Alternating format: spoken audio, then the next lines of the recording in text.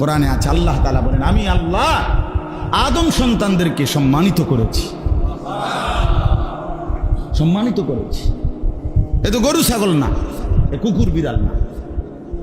আপনি বলেন কোনো গরু ছাগলের জন্য বা কুকুরের জন্য বা বিড়ালের জন্য, ধরেন একটি বিড়ালের জন্য কয় ঘরের খাবার খাওয়া হালাল আর কোন ঘরের খানা খাওয়া হারাম? কোনছে? আপনার বাপ দাদা 14 গোষ্ঠী চিনি না, তাহলে কথা বলেন না কেন? আছে এমন কোন নিয়ম আছে? না না, বিড়ালের জন্য বলে তো এই শুধু এই 3 ঘরের হাড্ডি খাইলে বা মাছ কাঁটা খাইলে হালাল, এরপর ঘরে খাইলে তোমার জন্য গুনাহ, এমন আছে কোনো বিধান? বিড়ালের কোনো বিধান আছে কোনো হালাল হারামের? ও তো জানোয়ার, এই জন্য এ তো চতুষ্পদ জন্তু, এই জন্য তার কোনো কি নাই। গরু ছাগলের কোনো হালাল হারাম আছে কিছু?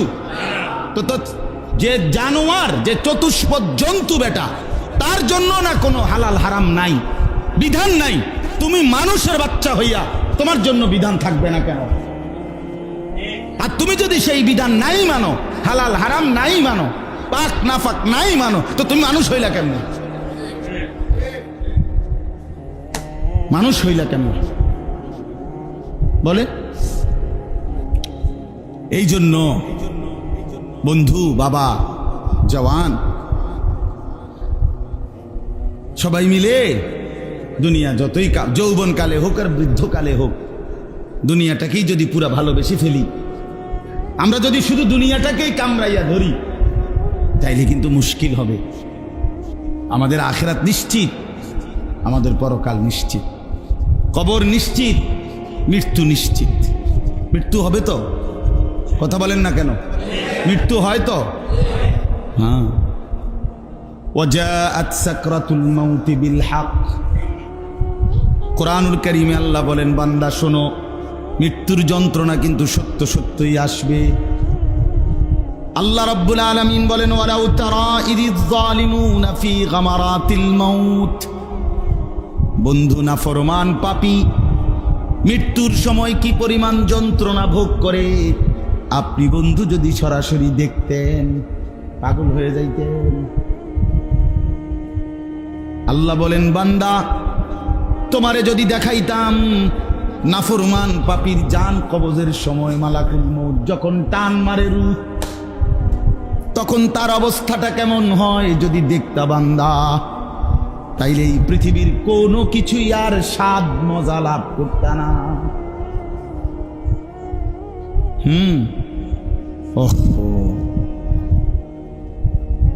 হাদিসের মধ্যে আছে, কোন নাফরমানের লাশ যখন খাটের মধ্যে শোয়াইয়া কান্ধে তোলে ওই কবরস্থানের দিকে নেওয়ার যেত, কসম আল্লাহর, হাদিস আছে, ওই নাফরমান পাপী চিৎকার করে আর বলে, ইয়া ওয়াইলাহা আইনা তাযহাবুনা বিহা, হায় আফসোস আমার মন্দ কপাল, তোমরা আমারে কোথায় নিয়ে যাচ্ছ? কেন নিয়ে যাচ্ছ? কেন নিয়ে যাচ্ছ?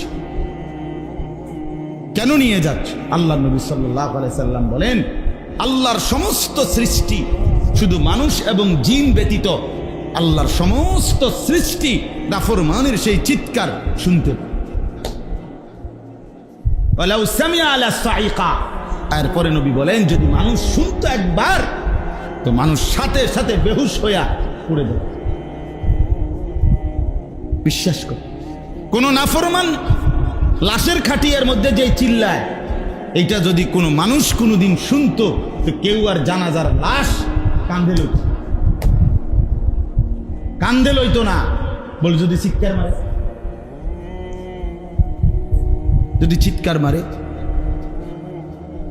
রাসূলুল্লাহ সাল্লাল্লাহু আলাইহি সাল্লাম বলছেন, আপনারাও তো জানেন, আপনারা অনেক শুনছেন এই কথা, যে মানুষ মারা গেলে তারে নবীজি বলছেন জলদি জলদি দাফন দাও। দেরি করা উত্তম না তাড়াতাড়ি করা উত্তম? কেন? প্রশ্ন হলো কেন উত্তম? নবীজি যে সাল্লাল্লাহু আলাইহি সাল্লাম বলছেন, যদি নেককার হয় তাইলে তারে তার আপন ঠিকানায় তাড়াতাড়ি পৌঁছায় দাও। যদি নাফরমান হয় তো এই নাফরমানকে তাড়াতাড়ি দুনিয়া থেকে আলাদা করো। বুঝেন নাই কথা? ফেরেশতারা অপেক্ষা করছে। ফালাউলা ইদা বালাগাতিল হুলকুম, আল্লাহ বলেন মালাকুল মউত আজরাইল নাফরমানের রুহু কবজের সময় যখন টান মারে, একটা টানে কলিজা ছিঁড়া রুহুটা কণ্ঠনালীর কাছে চলে আসে। এই কণ্ঠনালী এখানে। আল্লাহ তাআলা বলেন, তখন যদি তোমাদের ক্ষমতা থাকে বাধা দাও না। ফালাউলা ইযা বালাগাতিল হুলকুম, কি হলো তোমাদের? দাও, বাধা দাও, থামাও তারে, এখন বাঁচাও তারে, বাঁচাও। সম্ভব? সম্ভব? আমার ভাই, অতএব বুঝতে শিখি আর না বুঝি, স্বীকার করি কিংবা না করি, গুরুত্ব দেই বা সময়টা নষ্ট করি, আমাদের রাত কিন্তু ফুরায় যাবে, দিন কিন্তু ফুরায় যাবে। আজকের দিন এখন আর নাই, এই রাতও কিছুক্ষণ পরে থাকবে না। যুবক ছেলেরাও বলছি, ভাইয়া,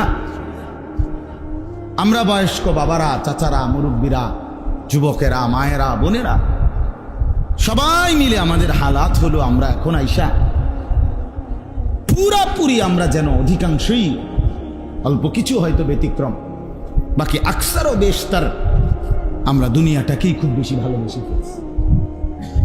বয়স্ক মানুষের কলজার ভিতরেও দুনিয়ার ভালোবাসা, নওজোয়ানের ভিতরেও দুনিয়ার ভালোবাসা। বয়স্ক মানুষের হিসাব দুইটা, ওয়াতাকাসুরুন ফিল আমওয়ালি ওয়াল আওলাদ। বয়স্ক লোকের হিসাব দুইটা দুনিয়ার ব্যাপারে। এক হইল কি পরিমাণ সম্পদ জমা হইল, সন্তানাদি কোনজনের কি হইল। কোরআন শরীফ আল্লাহ বলছে, সম্পদ মোট জমা হইল কোন, বিল্ডিং এর কাম শেষ হয়েছে, রাস্তার লগে দিয়া জমি কিনা শেষ হয়েছে, হ্যাঁ, আল্লাহর রহমতে আরো দূর কিনবার লেগে আশা আছি, বাড়ির ফুবি দিয়ে আরো 10 শতক জায়গা তারা বেচবো কয়, বেচে না, হ্যাঁ, আজ্ঞায় ফিচ্ছায়। আমিও হায়াত বেশি দিন নাই, আমি থাকতে থাকতে জিফুতের যদি একটু জমিটা লাইন টেন করে দিয়ে যেতে পারতাম, আহা, মূল্যে আর কোনো আমার কি নাই।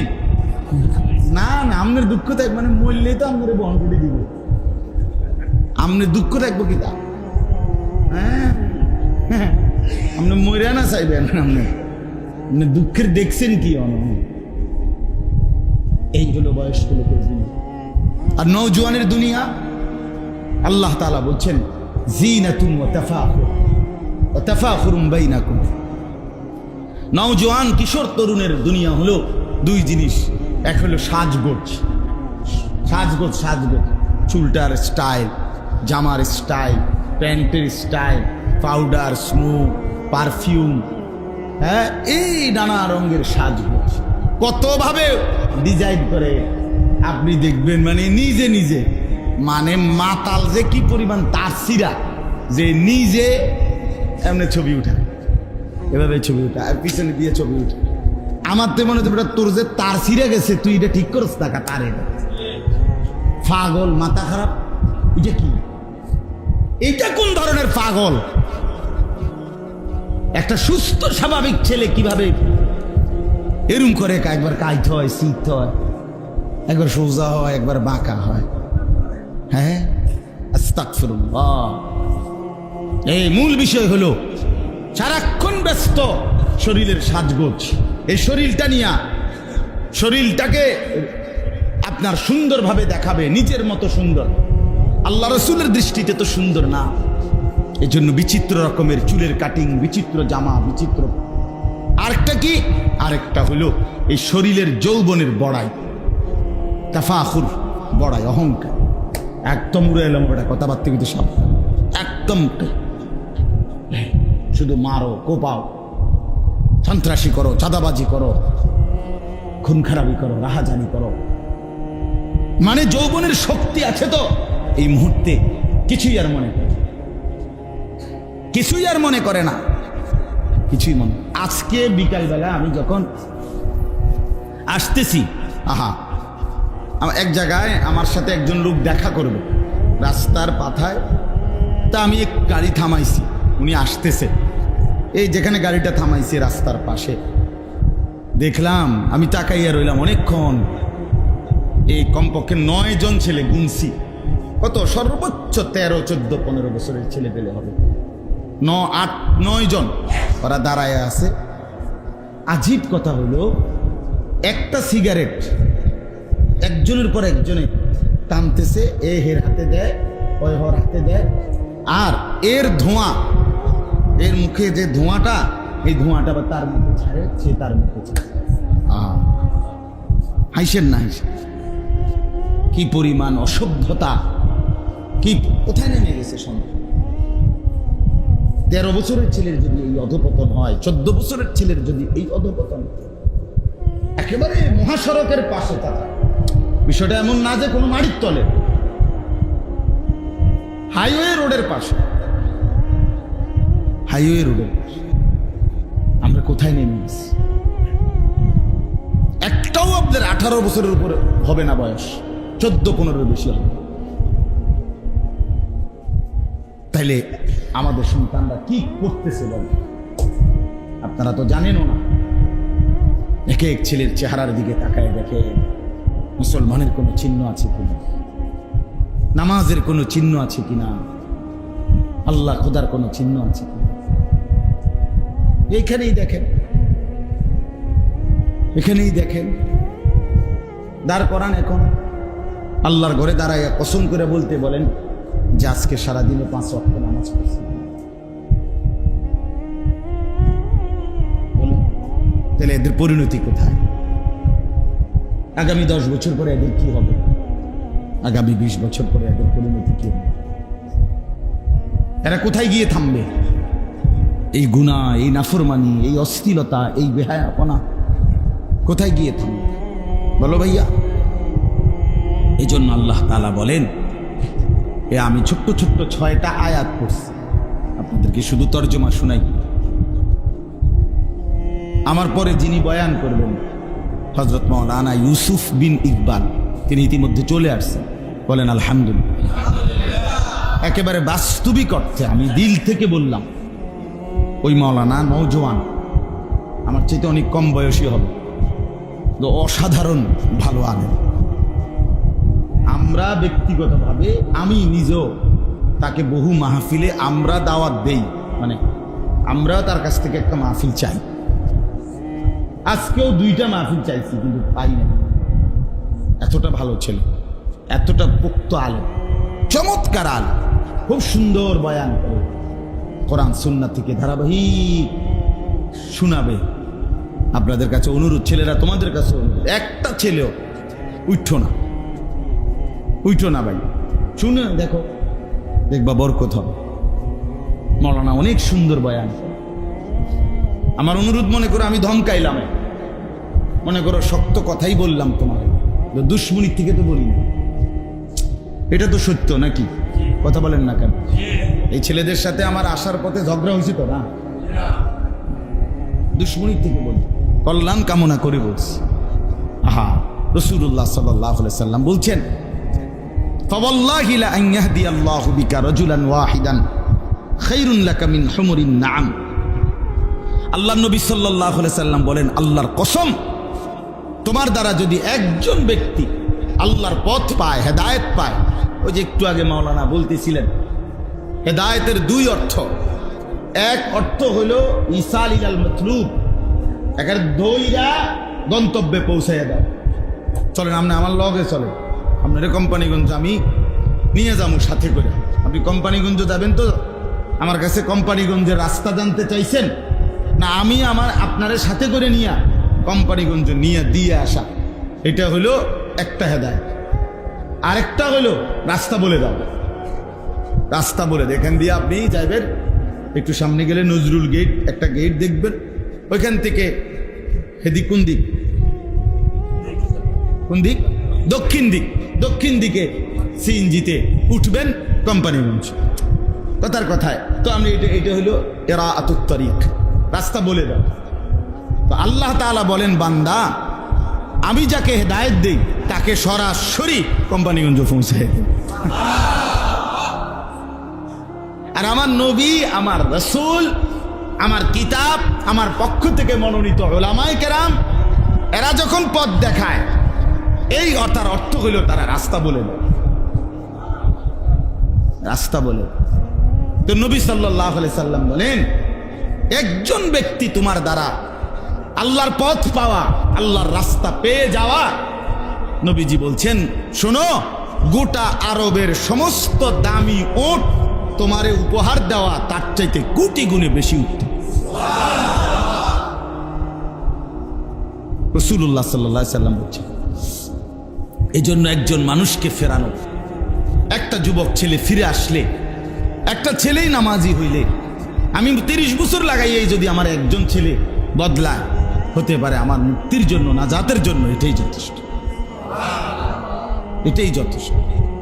এই জন্য বলছি বাবা, আমরা প্রত্যেকেই এটা বোঝা উচিত, আমাদের চলা ফেরা, আয় রোজগার, আমাদের উঠা বসা, রাত দিন, সব কিছুতে আমাদের অধিকাংশের, আমি আপনি সবার চলাফেরা দেখলে মনে হয় বুঝা, লেনদেন, আচার ব্যবহার, কথাবার্তা দেখলে বোঝা যায় আমরা মূলত আসলে সমস্ত স্বপ্ন, পরিকল্পনা, আশা, আকাঙ্ক্ষা এই দুনিয়াটাকে নিয়েই সাজাচ্ছি, দুনিয়াটাকে নিয়েই সাজাচ্ছি। অথচ বাস্তবতা হলো আমাদের আখিরাত আসল। প্রকৃতপক্ষে আমাদের আসল ঠিকানা কোনটা? আখিরাত। বলেন না কোনটা? ওমা হাদিহিল হায়াতুদ দুনিয়া ইল্লা লাহবুন ওয়া লাইব। রব্বুল আলামিন বলেন, শোনো বান্দা, দুনিয়ার জীবন আর কিছুই নয়, ইল্লা লাহবুন ওয়া লাইব, শুধুই তামাশা, শুধুই খেলাধুলা, শুধুই তামাশা। তোমার চোখেই বারবার দেখো, তুমি বাচ্চা বাচ্চা হিসাবে থাকে না, কিছুদিন পরে কিশোর হয়, তরুণ হয়, আবার যুবক হয়, আবার বৃদ্ধ হয়, এরই মাঝে কেউ কেউ তার মাঝখানে কবরে চলে যায়। তাইলে আল্লাহ বলেন সব কিছু এই আছে এই নাই, এই হাসে তো এই কাঁদে, এই রোদ, এই বৃষ্টি, এই আলো, এই অন্ধকার, এই যৌবন, এই বৃদ্ধ, এই আছে এই নাই। তাইলে দুনিয়া বারবার বলছে, পৃথিবীবাসী বিশ্বাস করো আমি আসল না, আমি তামাশা, আমি খেলাধুলা, আমি খেলনা। দুনিয়ার এই সবকিছু মূলত কি? খেলনা, খেলনা, খেলনা, আসল খেলনা, খেলনা, খেলনা। আমি প্রায় দুষ্টমি করে, অনেক সময় রসিকতা করে বলি, ওই যে আমি মাঝে মধ্যে কোম্পানিগঞ্জ বাজারের থেকে আমার গাড়িতে কইরা, আমার প্রাইভেট কারে করে আমার বাচ্চাদের জন্য 3টা 4টা ভেকো, ট্রাক, বড় বড় গাড়ি আমার গাড়িতে করে নিয়ে যায়। এখন বলেন তো, একটা প্রাইভেট কারের ভিতরে 3টা ভেকু, ওই যে মাটি কাটে যেটি দিয়া, কেমনি নিলাম? এই যে চাচা, ঠিক না চাচা? কথার অর্থ হইল এগুলো মূলত কি? তো খেলনা তো 10টাও নেওয়া যাবে, এটা তো ছোট্ট ছোট্ট, এটা আসল নাটা। আল্লাহ তাআলা বলছে, বান্দা দুনিয়া খেলনা, দুনিয়া খেলনা। এই সোফা খেলনা, তুমি ভুল বুঝছো, এটা আসল। এই বিল্ডিং খেলনা, তুমি ভুল বুঝেছো বান্দা, এটা আসল না, আসল না। ওয়া ইন্না দারাল আখিরাতা লাহিয়াল হায়াওয়ান, প্রকৃত পক্ষে আখিরাত আল্লাহ বলে সেটাই হচ্ছে জীবন, সেটাই বেঁচে থাকা, সেটাই আসল, সেটাই আসল। এই কথাটা আল্লাহ এখানে বলছেন, কাল্লা বাল তুহিব্বুনাল আজিলা। বান্দা,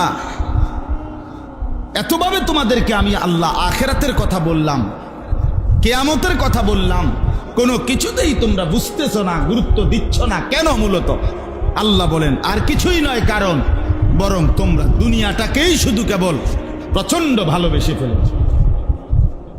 তুমি বুঝছো এটাই, হুজুররা যাই বলুক, যত চিৎকারই করুক, আসলে হুজুরদের গুলো ঠিক না। ঠিক হইল আমি যে চারপাশে দুনিয়া দেখতেছি, এখানে আমি সুখে থাকলেই সুখ, এখানেই দুঃখে থাকলেই দুঃখ, এখানে পাইলে তৃপ্তি, এখানে না পাইলে অতৃপ্তি। আল্লাহ বলে, কসম বান্দা, এখানকার পাওয়াটাও তৃপ্তি না, এখানকার না পাওয়াটাও অতৃপ্তি না, কারণ এখানকার কোনোটাই আসল না, স্থায়ী না। এখানে পাইলেও থাকতো না, এখানে না পাইলেও থাকতো না। কথা বলেন না?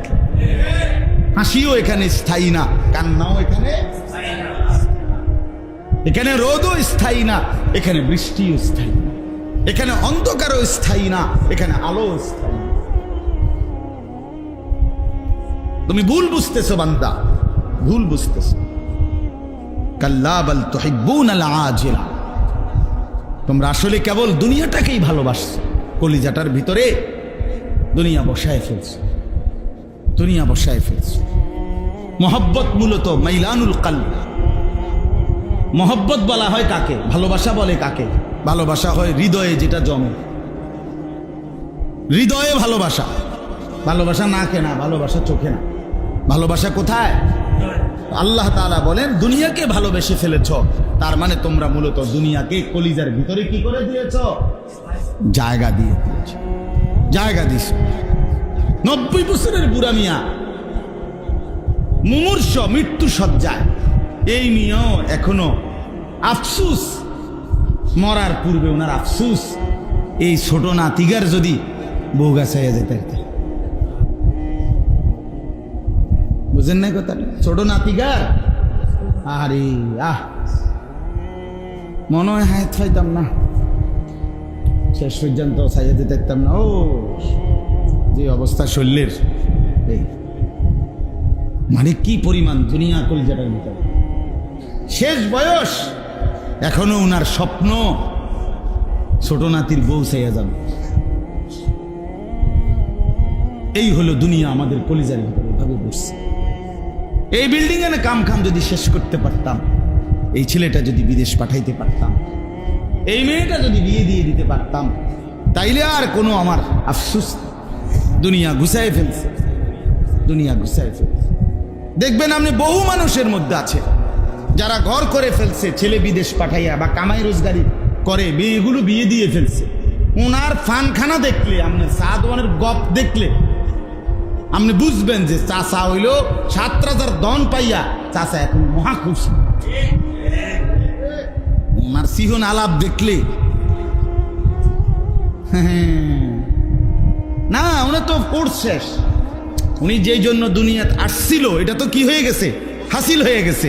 তো এখন আর কি, এখন তো ফুর্তি, এখন বন খাবে, বিড়ি খাবে, চা খাবে, বুট খাবে, চা দোকানে গপ মারবে, সারা পৃথিবীরে বুদ্ধি দিবে, সারা বিশ্বের বুদ্ধি দেয় দেখবেন। হ্যাঁ, কারণ কি ওনার হিসাব ছিল দুনিয়া, তো উনি দুনিয়া পেয়ে গেছে। আর আখেরাত বলতে কিছু ওটা দরকার নাই। অজুটা সুন্দর না, নামাজের সূরা কেরাতটা শুদ্ধ না, আল্লাহর কোরআন দেখা দেখাও 2টা লাইন শুদ্ধ পড়তে পারে না, ছেলেটা নামাজ পড়ে না, মেয়েটা পর্দা করে না, স্ত্রী পর্দা করে না, ঘরে প্রতিদিন রঙিন টেলিভিশনে নাচ গান চলে, উপার্জনের মধ্যে অসংখ্য সুদের টাকা, কিস্তির টাকা, হারামের টাকা, এতগুলো নাফরমানি নিয়া আপনি নিশ্চিন্ত হইলেন কেমনে? কারণ কি? কারণ তার কলিজার ভিতরে তো মূলত শুধুই কি দুনিয়া, শুধুই দুনিয়া। আল্লাহ বলেন ওয়াতাদারুনাল আখিরাহ, আল্লাহ বলেন বান্দা মূলত তোমরা আখিরাত ছেড়ে দিয়েছো, আখিরাত ভুলে গেছো, আখিরাত ছেড়ে দিয়েছো। আল্লাহ বলেন আখিরাত ভুলে গেলা, দুনিয়াটাকেই প্রচন্ড ভালোবেসে ফেললা, এটা তো উচিত হলো না। আখিরাত তো নিশ্চিত হবে, হবে কিনা বলেন? আবার বলেন হবে কিনা বলেন? হবে না, হবে। ইদাস সামাউন ফাতারাত ওয়া ইদাল কাওয়াকিবু তাতারাত, আল্লাহ বলেন একদিন বান্দা এমন হবে, ইসরাফিল ফু দিবে, আসমান ভেঙে ভেঙে চুরচুর হয়ে পড়বে, তারকারাজি খসে খসে পড়বে। ইয়াউমা তাকুনুস সামাউ কাল মুহল, আল্লাহ বলেন আসমান গলিত তামার মতো গলে গলে পড়বে।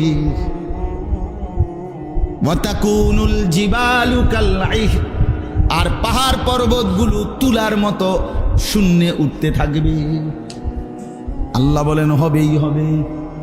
আল্লাহ বলেন বান্দা তুমি এই পর্যন্ত আমার কোন কথাটা ভুল দেখেছো? বলেন আল্লাহ পাকের কোন তথ্যটা ভুল ছিল? কথা বলেন না কেন? আল্লাহ বলছে কোরআনে জমিন আমাদের পায়ের নিচে, বিজ্ঞান প্রমাণ করছে জমিন মাথার উপরে। হ্যাঁ, আল্লাহ বলছে আসমান আমাদের মাথার উপরে, বিজ্ঞান প্রমাণ করছে আসমান মাটির তলে। তাইলে তাইলে বলেন আল্লাহর দেওয়া কোন তথ্যটা দুনিয়াবি বিষয়ে ভুল হইছে? তো তাহলে যেহেতু কোনো ভুল নাই, তো আখিরাতের ব্যাপারে, কবরের ব্যাপারে, হাসরের ব্যাপারে, মিজানের ব্যাপারে, ফুলসিরাতের ব্যাপারে হাসরের মাঠের ব্যাপারে, জান্নাত জাহান্নামের ব্যাপারে ওই কথাগুলো ভুল হবে কেন? কথা বলেন না, মানে যুক্তিতে আপনি বলেন কেন ভুলে গেলাম? ছেলেরা কেন নামাজ পড়ো না? এই ছেলেরা বলো বাবা, কেন নামাজ পড়ো? আরে আল্লাহকে এভাবে ভুলে গেলা কেমনে? রসুলকে এভাবে ভুলে গেলা কেমনে? কোরআনকে এভাবে ভুলে গেলা কেমনে? ইসলামকে এভাবে ভুলে গেলা কেমনে? এক মায়ের দুধ খাইছিলা তো সেই মা তো মুসলমান মা। এক বাবার ঘরে বড় হয়েছিল, ওই বাবা তো মুসলমান।